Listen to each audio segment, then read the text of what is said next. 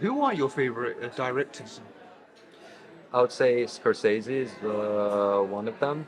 I mean, look, we can't talk about Scorsese without talking about the long take in The Goodfellas. Yes, It's an yeah, yeah. absolute cinematic classic, or as Scorsese would say, that's cinema.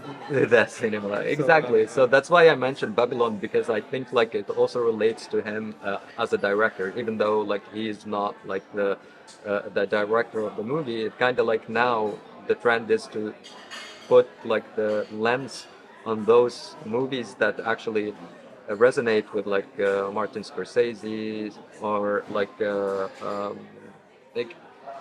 are like other fellows. I can't recall the names of them like right on top of my head, but all these directors kind of like have that nostalgic look about movies, and that's what you see in their creations is always going back from one time period to another and connecting it to the future. Once Upon a Time in Hollywood as well comes to mind. Um, it wasn't Martin Scorsese though. It was I forgot his name. Uh, but anyway, the director was really like that's Quentin Tarantino. yes, Tarantino. Yeah. So like all their looks about like the movies is different, but yet similar.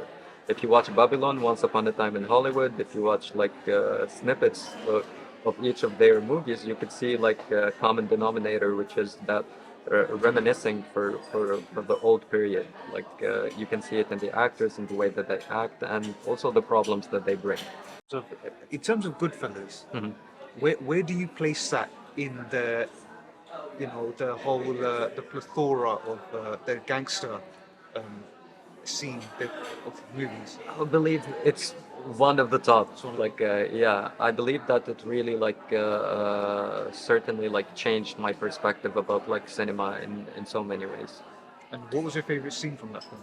From Uh, Goodfellas? I really can't recall like a particular scene, but I remember like the whole because when was it out? Like I totally forgot. Like Oh, it's very old. Like I think I watched it but you when it. know, it's not completely